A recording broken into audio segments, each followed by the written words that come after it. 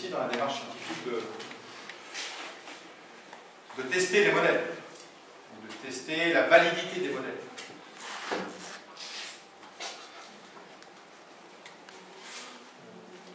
When conducting research, a research question, it may be possible that you may have some other little question, answer questions that guiding you to have a specific research question.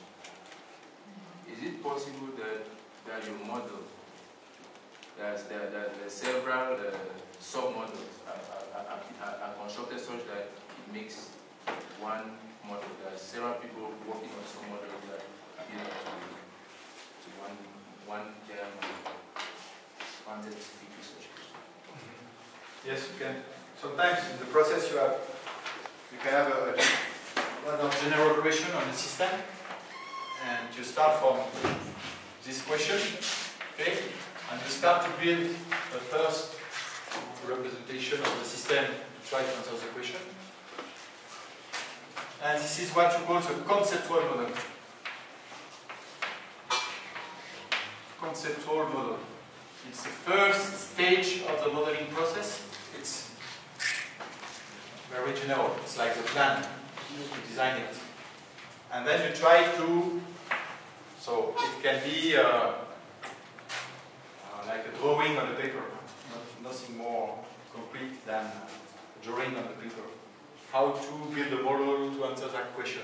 We should consider this and this and this. Okay, and then progressively, with the time moving, you will refine it. So you will have a second version of this conceptual model, and finally you will end up by what we call a concrete model.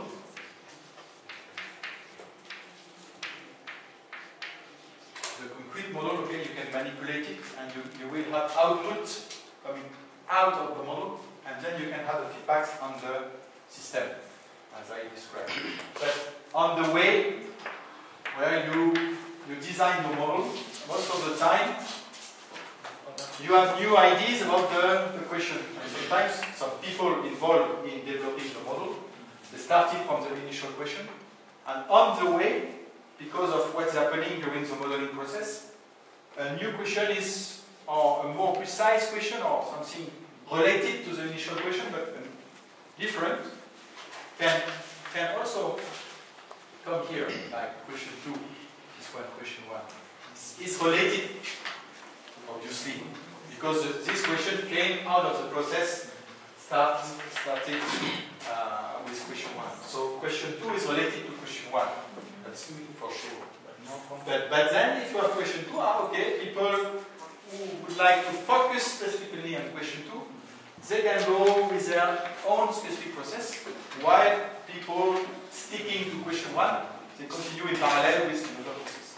Then you will have two, by the end, you will have two concrete models, two models, inheriting from the same conceptual model.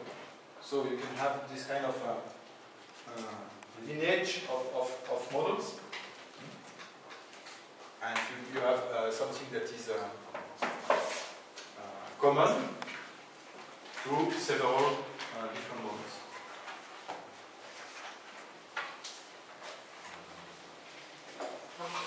Okay? Yes? More question? Monsieur, j'ai une question. Je comprends qu'un modèle, par définition, un modèle est une représentation d'un système donné. Oui. Et dans le cadre d'un projet de recherche, dans une situation où nous ne sommes pas encore allés sur le terrain, et qui nous est demandé de présenter un modèle dans notre projet de recherche, j'aimerais savoir réellement ce qui est attendu de l'étudiant. Qu'est-ce qui doit apparaître dans le modèle? Ok. Tu vas faire... C'est une bonne question. Parce qu'on peut faire un modèle sur un terrain avant d'aller sur le terrain. Ça peut avoir un intérêt.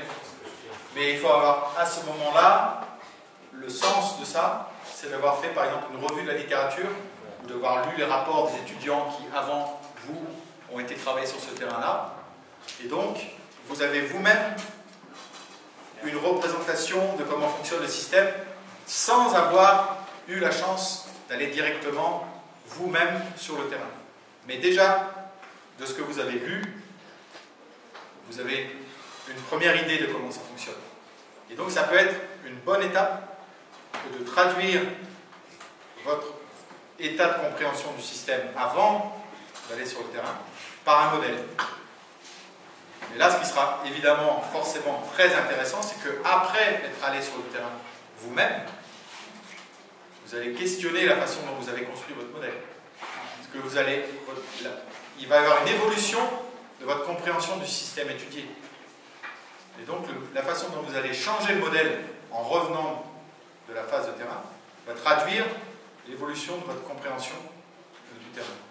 Donc, construire des modèles à n'importe quelle étape du processus, c'est comme des flashs, c'est comme des photographies instantanées de « Ah oui, avant d'avoir fait ma phase de terrain, c'est comme ça que j'avais compris que marchait le système. » Et après 6 mois sur le terrain, c'est plus comme ça.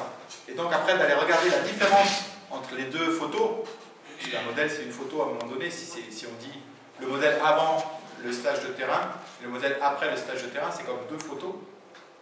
Bah, comparer les 2 photos, ça va vous permettre de voir qu'est-ce que vraiment vous avez attrapé du passage au terrain. Et donc on peut voir le modèle comme ça comme étant utile pour mesurer à un moment donné votre compréhension d'un système. Par contre, ça paraît difficile de construire un modèle d'un système dont on n'a jamais entendu parler.